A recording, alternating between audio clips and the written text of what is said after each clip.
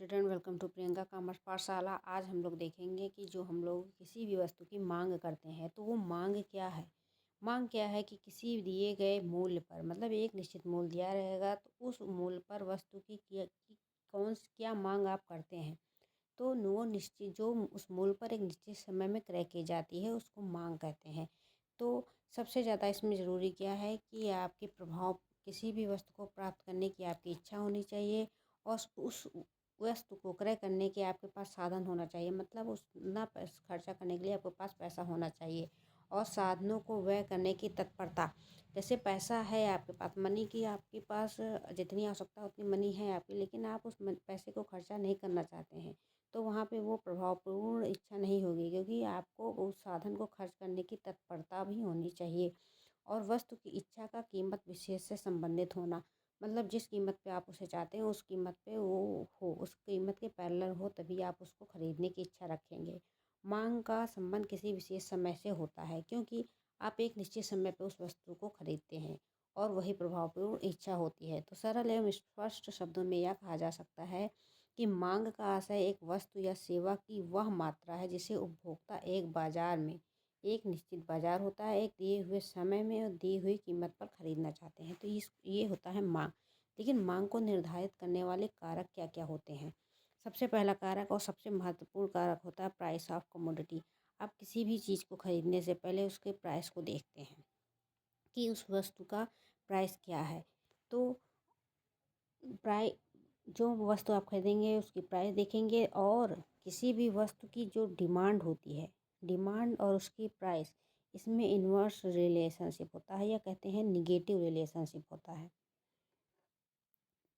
इसमें negative relationship होता है। जैसे अगर आप किसी चीज़ को खरीदना चाहते हैं और उसका प्राइस बढ़ता जा रहा है तो आप उसकी मांग को कम कर देंगे, और इसी के विपरीत अगर आप किसी चीज़ का प्राइस कम होता जा रहा है तो आप उसकी मांग को बढ़ाते जाएंगे।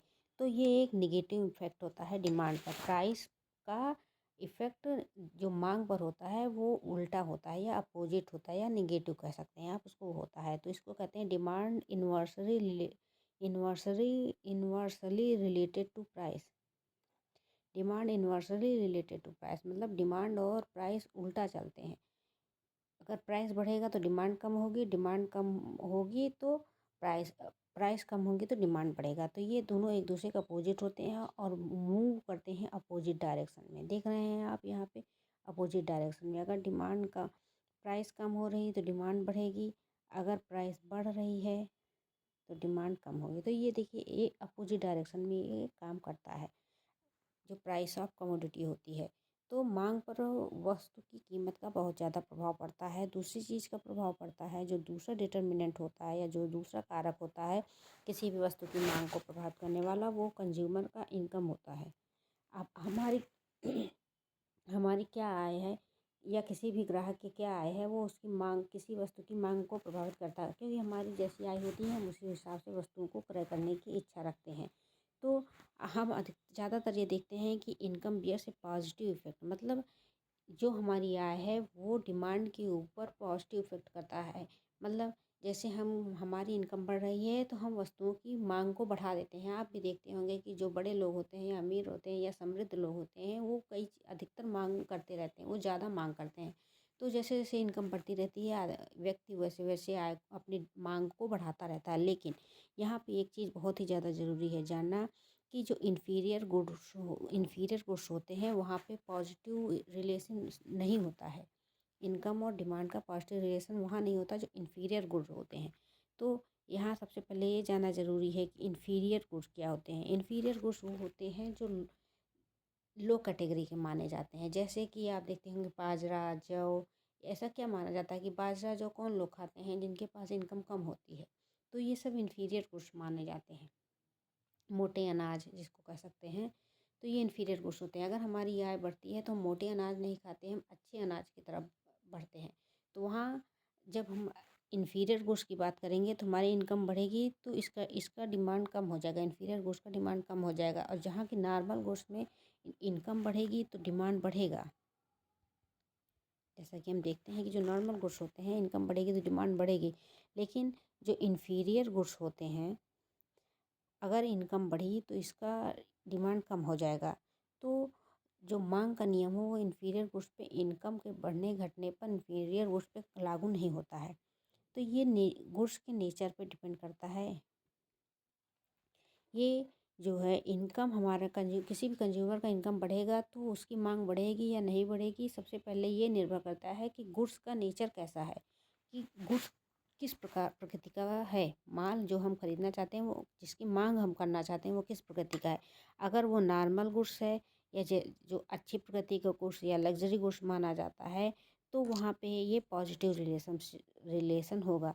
जैसे जैसे कि कंज्यूमर की इनकम बढ़ेगी वैसे वैसे वो डिमांड को बढ़ाता चला जाएगा, और इसको पॉजिटिव रिलेशनशिप कहते हैं, क्योंकि दोनों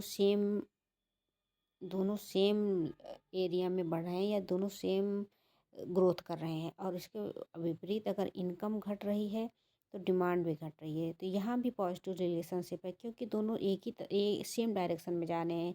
अगर बढ़ेंगे तो दोनों साथ बढ़ेंगे, घटेंगे तो दोनों साथ घटेंगे, तो ये पॉजिटिव रिलेशनशिप होता है नॉर्मल गुड्स में। दूसरा है इन्फीरियर गुड्स, जैसा कि हमने पहले ही बता दिया है कि इसमें इनकम अगर बढ़ेगी तो डिमांड कम होगी, क्योंकि ये इन्फीरियर गुड्स है। अगर हमारी आय बढ़ती है तो हम लग्जरियस आइटम की तरफ से बढ़ते हैं, हम पुराने जो या कैसे मोटे अनाज नहीं खाएंगे, तब हम बासमती चावल खाने की कोशिश करते हैं। तो यही होता है कि जब हमारी इनकम बढ़ती है तो इन्फीरियर गुड्स की डिमांड हम कम कर देते हैं, और इसका जो रिलेशनशिप होता है वो इन्वर्स रिलेशनशिप होता है इनकम एंड इन्फीरियर गुड्स का। जैसे कि इनकम बढ़ेगी तो इन्फीरियर गुड्स जो है उसकी मांग कम होगी, और इनकम कम होगी तो इन्फीरियर गुड्स की मांग बढ़ेगी। तो ये इन्वर्स रिलेशनशिप होता है। आशा करते हैं आपको समझ में आएगा, और ये बहुत ही कंफ्यूजिंग टर्म है, इसको आप प्लीज़ ध्यान से समझ लीजिए और नोट्स बनाते रहिए। एग्ज़ाम में यही सब कॉन्सेप्ट पकड़ता है तो फिर लोग फंस जाते हैं। थर्ड है जो मांग को प्रभावित करने वाले कारक हैं, अगला है उसमें प्राइस ऑफ रिलेटेड गुड्स। जैसे हम क्या करते हैं, किसी भी सामान को खरीदते हैं, लेकिन कभी कभी क्या होता है, हम कोई सामान खरीद रहे हैं तो लेकिन उसकी मांग पर उसके साथ यूज होने वाले सामान वो मतलब गुड्स का भी प्रभाव पड़ता है। जैसे if change in price of one goods, और ये क्या करता है, दूसरे को डिमांड को प्रभावित करता है। जैसे कि सब्स्टिट्यूट, जैसे इसमें रिलेटेड गुड्स में सबसे पहला है सब्स्टिट्यूट। सब्स्टिट्यूट क्या है कि जो एक दूसरे की जगह पर प्रयोग किया जा सके। एक दूसरे की जगह पे मतलब अगर आप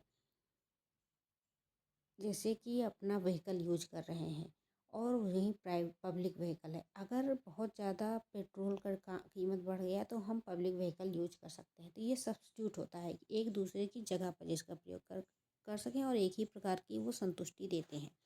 जैसे कोला पेप्सी, जैसे आप देख सकते हैं कोला पेप्सी, कोला भी वही काम करता है, पेप्सी भी वही काम करता है। अगर मान लीजिए कि कोका कोला का जो है प्राइस बढ़ गया, कोका कोला का प्राइस बढ़ गया, तो हम जो है पेप्सी का डिमांड बढ़ा देंगे, क्योंकि इसका प्राइस बढ़ गया, कोका कोला का प्राइस बढ़ गया, तो हम उसको यूज़ ना करके, क्योंकि अब वो महंगा हो गया, तो हम पेप्सी की तरफ शिफ्ट हो जाएंगे, तो पेप्सी की डिमांड बढ़ जाएगी। तो यहाँ पे कौन सा रिलेशन है, देखिए दोनों सेम डायरेक्शन में बढ़ रहे हैं, तो ये पॉजिटिव रिलेशनशिप है। और जैसे टी और कॉफ़ी भी सेम संतुष्टि देते हैं या सेम सेटिस्फेक्शन देते हैं, और हम जिसका एक दूसरे की जगह पे यूज़ करते हैं। जैसे कभी टी पीते कभी कॉफ़ी पीते हैं, तो हम एक दूसरे की जगह पे उसका उपयोग करते हैं, तो ये एक पॉजिटिव रिलेशनशिप होता है। यहाँ पे आप देख रहे हैं ये पॉजिटिव रिलेशनशिप बनाता है। अगर एक की डिमांड बढ़ेगी, जैसे अगर टी का प्राइस बढ़ गया है तो हम कॉफ़ी की डिमांड को बढ़ा देंगे। इसी के विपरीत अगर टी की प्राइस में कमी आ गई है तो हम कॉफ़ी की डिमांड को कम कर देंगे। तो ये पॉजिटिव रिलेशनशिप बनाता है जो सब्स्टिट्यूट होता है। It is like that if the price of one goods increase or decrease, its effect on substitute good demand will increase or decrease. तो अगर हम एक गुड किसी जो सब्स्टिट्यूट है उसमें एक गुड्स की जो है प्राइस को इंक्रीज करेंगे तो दूसरे की डिमांड बढ़ जाएगी, और अगर एक गुड्स की जो है प्राइस कम करेंगे तो दूसरे की डिमांड भी कम हो जाएगी, क्योंकि प्राइस कम होगी तो हम उसी चीज़ को यूज करने लगेंगे, तो दूसरी की तरफ शिफ्ट नहीं होंगे। तो ये सेम डायरेक्शन में बढ़ता है, ये होता है सब्स्टिट्यूट गुड्स। नेक्स्ट है कॉम्प्लीमेंट्री गुड्स, जिसको हिंदी में कहते हैं पूरक। पूरक पूरक का मतलब क्या होता है? आप जानते हैं ये पूरक क्या होता है कि जो एक दूसरे के साथ यूज की जा सके। ये अलग अलग नहीं यूज की जाती, ये एक दूसरे के साथ ही यूज की जाती है। जैसे पेन में इंक होती है, पेन में इंक होती है, कार में पेट्रोल होता है। तो ये सब चीज़ें जो है एक साथ यूज की जाती हैं, ये अलग अलग नहीं यूज की जाती। तो एक इनका एक दूसरे का प्रभाव साथ में ही पड़ता है, डिमांड और प्राइस पे। तो इसका क्या है, इन्वर्स रिलेशनशिप है। क्योंकि जैसे मान लीजिए कार है, कार है, कार का दाम बढ़ गया तो हम पेट्रोल की मांग कम कर देंगे, क्योंकि हम कार नहीं यूज करेंगे तो पेट्रोल की मांग कम कर देंगे। इसी के विपरीत अगर मान लीजिए इंक का प्राइस बढ़ गया तो हम पेन की डिमांड को कम कर देंगे। तो ये कौन सा रिलेशन हुआ, ये इन्वर्स रिलेशनशिप हुआ। तो यहाँ पे ये इन्वर्स रिलेशनशिप होता है कॉम्प्लीमेंट्री गुड्स में, जो कि सेम डायरेक्शन में नहीं है, ये अपोजिट डायरेक्शन में कॉम्प्लीमेंट्री गुड्स मूव करता है। तो सब्स्टिट्यूट और ये वो हो गया कॉम्प्लीमेंट्री गुड्स हो गया। अगला जो डिमांड पर प्रभाव पड़ता है वो एडवर्टाइजिंग का पड़ता है। आज के समय में देखेंगे आप, टीवी चलाइए या यूट्यूब चलाइए तो भर भर के ऐड देते हैं। तो एड्स का प्रभाव पड़ता है, इसीलिए तो ऐड देते हैं। तो हम जितना भी ज़्यादा एडवर्टाइजमेंट एक्सपेंस करेंगे तो हमारी मांग में वृद्धि होगी।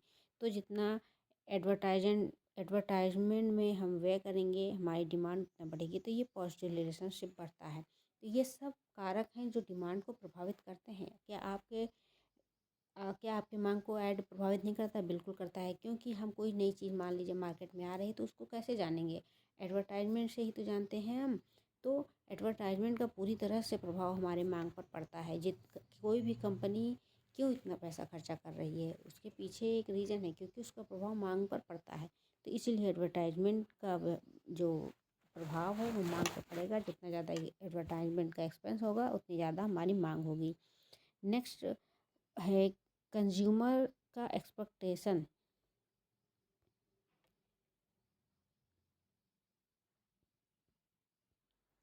कंज्यूमर की क्या एक्सपेक्टेशन है फ्यूचर में अगर प्राइस को लेकर, तो उसका भी प्रभाव मांग पर पड़ता है। जैसे कि अगर ग्राहक को ये पता लगता है कि भविष्य में किसी भी वस्तु की कीमत बढ़ने वाली है तो वो बहुत ज़्यादा उस वस्तु को संग्रहित करके रख लेता है, खरीदता है, बहुत ज़्यादा खरीदता है। जैसे अगर हमें सभी लोगों को पता चल जाए कि भविष्य में जाके युद्ध होने वाला है और खाद्यान्न की की कीमत बहुत ज़्यादा बढ़ने वाली है, तो हम जो चीज़ें स्टोर करके रख सकते हैं हम उसको स्टोर करके रखते हैं। तो भविष्य में किसी भी वस्तु की कीमत बढ़ने को अगर है तो उसकी मांग पर उसका प्रभाव पड़ता है और उसकी मांग एकाएक बढ़ जाती है। नेक्स्ट है पॉपुलेशन। अगर पॉपुलेशन बढ़ेगी तो उसकी डिमांड भी बढ़ेगी। ये सीधा सा सरल सा तर्क है। और दूसरा है कि ग्रोथ ऑफ इकोनॉमी। अगर ग्रोथ बढ़ रही इकोनॉमी की तो लोगों के हाथों में पैसा ज़्यादा रहेगा तो वो डिमांड भी इंक्रीज होगी। और अगर इसी के विपरीत ग्रोथ कम हो रही है, ग्रोथ डाउन हो रही है, तो डिमांड भी डाउन होगी, क्योंकि हाथ में जब पैसा नहीं रहेगा तो हम डिमांड क्या करेंगे। नेक्स्ट है taste and preference of consumer. अगर लोगों के टेस्ट में या प्रेफरेंस में जो कंज्यूमर हैं उनके टेस्ट और प्रेफरेंस में चेंजेस हो रहे हैं तो उस चेंज के हिसाब से वो डिमांड करेंगे। अगर मार्केट में वो जो चीज़ें चल रही है वो उनके टेस्ट के हिसाब से हैं तो उसकी डिमांड वो करेंगे, चाहे उसकी प्राइस जो भी हो। तो ये पॉजिटिव रिलेशनशिप होता है। तो हम आशा करते हैं आपको ये डिमांड के जितने भी प्रभावित करने वाले कारक हैं आपको समझ में आया होगा।